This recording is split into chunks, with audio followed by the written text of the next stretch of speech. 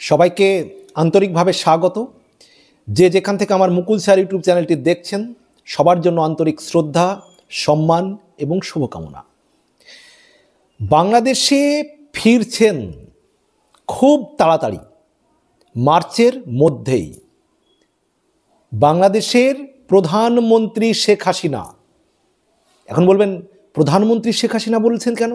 হ্যাঁ, খুব সচেতনভাবেই বলছি, প্রধানমন্ত্রী শেখ হাসিনা ফিরতে চলেছেন বাংলাদেশে। তবে বাংলাদেশের যে অন্তর্বর্তীকালীন সরকার তার প্রত্যার্পণ চাইছিল ভারতের কাছে চিঠি দিয়ে। এক্ষেত্রে প্রত্যার্পণ নয়, শেখ হাসিনার রাজকীয় প্রত্যাবর্তন ঘটতে চলেছে আগামী মার্চের মধ্যে। কেন? আমার ভিডিওটি সম্পূর্ণ দেখুন, তাহলে আপনি বুঝতে পারবেন। এবং ভিডিওটি শেয়ার করে, একবার বেশি বেশি শেয়ার করে সবাইকে দেখার সুযোগ করে দেবেন। বিশেষ করে আওয়ামী লীগের যারা কর্মী, সমর্থক, নেতা আছেন, বেশি বেশি শেয়ার করে দেবেন। কেন বলছি শুনুন। আগামী 19শে জানুয়ারি শেখ হাসিনা, আওয়ামী লীগের সভানেত্রী, বাংলাদেশ আওয়ামী লীগের সভানেত্রী এবং বাংলাদেশের প্রধানমন্ত্রী শেখ হাসিনা, তিনি দলীয় নেতা কর্মীদের উদ্দেশ্যে ভাষণ দেবেন 19শে জানুয়ারি বাংলাদেশের সময় সন্ধ্যা 6টার সময়। ঠিক তার পরের দিন আমেরিকার প্রেসিডেন্ট হিসেবে দায়িত্বভার গ্রহণ করছেন ডোনাল্ড ট্রাম্প। সেদিন হাসিনা 19শে জানুয়ারি কি বলবেন তার সেই বক্তব্যে? তার বক্তব্যে ডোনাল্ড ট্রাম্পের শাসন ক্ষমতায় বসা সেই বিষয়টি বিশেষভাবে কিন্তু তার বক্তব্যে থাকবে, উপস্থাপন করবেন তিনি। সেদিন তিনি দিক নির্দেশনা দেবেন 19শে জানুয়ারি যে আওয়ামী লীগ নেতা কর্মীদের কি করতে হবে এবং শেখ হাসিনা কত তাড়াতাড়ি ফিরছেন, তিনি যে মার্চের মধ্যে ফিরতে চলেছেন তার আভাসও কিন্তু সেই বক্তব্যে সেদিন পাবেন। এখন প্রশ্ন হলো যে আমি বক্তব্যের শুরুতে কেন বললাম যে শেখ হাসিনা ফিরবেন, তার রাজকীয় প্রত্যাবর্তন ঘটবে এবং সেটা প্রধানমন্ত্রী হিসেবেই। অবিশ্বাস্য হলেও, এর আগে একটা প্রতিবেদন দেখেছেন তো, অবিশ্বাস্য হলেও শেখ হাসিনার প্রত্যাবর্তন ঘটবে, সেটাই কিন্তু ঘটতে চলেছে। কেমনভাবে? ডোনাল্ড ট্রাম্প ক্ষমতায় বসছেন। এখন এই ডোনাল্ড ট্রাম্প ক্ষমতায় বসার আগেই, 20 জানুয়ারি বসছেন, তার আগেই আমেরিকার যিনি রাষ্ট্রদূত ছিলেন বাংলাদেশে তিনি পরিবর্তন হয়ে গিয়েছেন। অর্থাৎ জো বাইডেনের যে রাষ্ট্রদূত ছিলেন তিনি পরিবর্তন। দেখুন, আচ্ছা, এই কয়েকদিন আগে আমেরিকার জাতীয় নিরাপত্তা উপদেষ্টা জ্যাক সুলিভান তিনি ভারতে এসেছিলেন 2 দিনের জন্য। ভারতের সঙ্গে আলোচনা করেছেন, বিভিন্ন বিষয়ে আলোচনা হয়েছে, কিন্তু সেখানে বাংলাদেশ বিষয়টিও অত্যন্ত গুরুত্ব পেয়েছে আলোচনায়। এবং জ্যাক সুলিভান আমেরিকার জাতীয় নিরাপত্তা উপদেষ্টা, তিনি আমেরিকায় ফিরে যাওয়ার পর আমেরিকা যে সাপ্তাহিক একটা ব্রিফিং দেয়, সাংবাদিকদের সঙ্গে কথা বলে আমেরিকার তরফ থেকে প্রেস বিজ্ঞপ্তি দেয়, সেই প্রেস বিজ্ঞপ্তিতে কি বলা হচ্ছে? বাংলাদেশে শেখ হাসিনার সরকারকে সরানোতে আমেরিকা কোনো ভূমিকা নেয়নি, তাই এখন জোর দিয়ে বলতে চাইছে। অর্থাৎ বাংলাদেশের বিষয়ে আমেরিকার যে দায়ভার সেটা কিন্তু ঝেড়ে ফেলতে চাইছে। আমেরিকা চায় না ভারতকে অখুশি করতে, যে শেখ হাসিনাকে সরানোতে তারা ভূমিকা নিয়েছিল, এই জায়গাটা থেকে তারা সরে যেতে চাইছে, তারা অস্বীকার করছে এখন। এবং সেই প্রেস বিজ্ঞপ্তিতে বলা হচ্ছে যে ভারতও মনে করে না যে শেখ হাসিনাকে সরাতে যে আমেরিকা কোনো ভূমিকা নিয়েছে, এটা ভারতও মনে করে না। অর্থাৎ ভারতকেও সাক্ষী রাখতে চাইছে, ভারতকে অখুশি করতে চাইছে না আমেরিকা। এবার তাহলে বুঝুন যে যেহেতু শেখ হাসিনা এখনও পদত্যাগ করেননি, তিনি প্রধানমন্ত্রী, বাংলাদেশের নির্বাচিত, সাংবিধানিকভাবে তিনি এখনও প্রধানমন্ত্রী। বাংলাদেশের রাষ্ট্রপতি শাহাবুদ্দিন সাহেব তিনি বলছেন পদত্যাগপত্র পাওয়া যায়নি। সেনাপ্রধান 5ই আগস্ট সাংবাদিক সম্মেলন করে বলেছিলেন শেখ হাসিনা ম্যাডাম পদত্যাগ করেছেন, কিন্তু পরবর্তীকালে তিনি আবার বললেন কি যে শেখ হাসিনা যে প্রধানমন্ত্রী, মাননীয় প্রধানমন্ত্রী যে চলে যাচ্ছেন ভারতে তা তিনি জানতেন না। অর্থাৎ এখানে কিছু সত্য তথ্য গোপন করা হয়েছে পরিস্থিতির চাপে। শেখ হাসিনা পদত্যাগপত্র কারো কাছে নেই, রাষ্ট্রপতির কাছে নেই, সেনাপ্রধান দেখেননি পদত্যাগপত্র, কিন্তু পরিস্থিতি সামাল দিতে তারা এটা বলেছেন।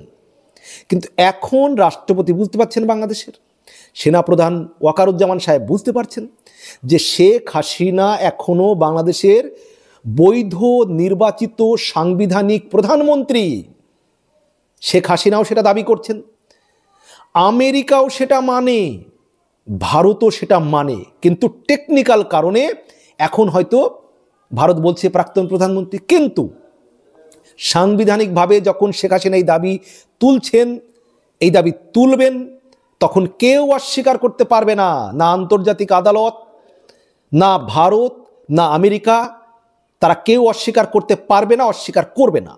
এবং বাংলাদেশে যে অস্থিরতা চলছে, আইন শৃঙ্খলার অবনতি হয়েছে, দেশের যে সাধারণ মানুষের নিরাপত্তার একেবারে নষ্ট হয়ে গিয়েছে, বাংলাদেশের সংখ্যালঘুদের ওপর নির্যাতন হচ্ছে, এই পরিস্থিতিতে ভারত, আমেরিকা সহ রাশিয়া, বিশ্বের যে মহাশক্তিধর দেশ, তারা চুপ থাকবে না। বিশ্বের যে মোড়ল দেশগুলি, আমেরিকা, ভারত, রাশিয়া, তারা কিন্তু সেনাবাহিনীর উপর প্রেশার ক্রিয়েট করবে যে শেখ হাসিনাকে প্রধানমন্ত্রী হিসেবেই বাংলাদেশে প্রত্যাবর্তন ঘটাতে হবে। এই প্রেশার ক্রিয়েট কিন্তু এই মহাশক্তিধর দেশগুলি করবে।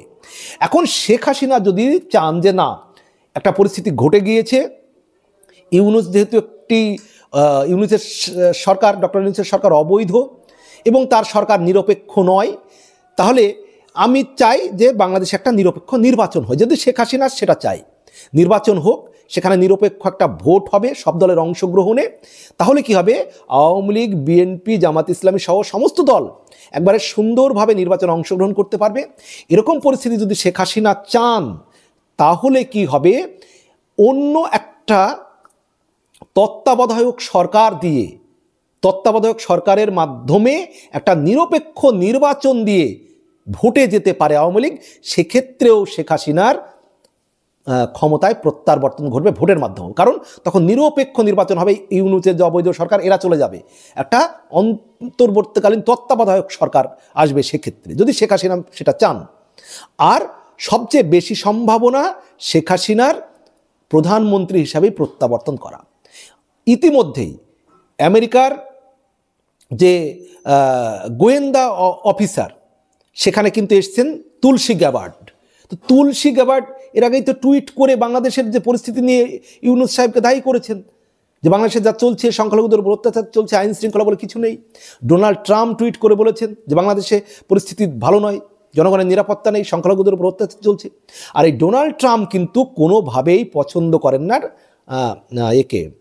ডক্টর মোহাম্মদ ইউনূসকে, কারণ এই ডক্টর ইউনূস সাহেব এর আগে 2016 সালে ডোনাল্ড ট্রাম্পকে হারানোর জন্য তিনি সেই সময়ের ডোনাল্ড ট্রাম্পের বিরুদ্ধে যিনি প্রার্থী হয়েছিলেন হিলারি ক্লিন্টন, তাকে অর্থ সাহায্য করেছিলেন, যেটা ডোনাল্ড ট্রাম্প কিন্তু হেরে গিয়েছিলেন 2016 সালে, কিন্তু সেটাকে তিনি ভালোভাবে নেননি।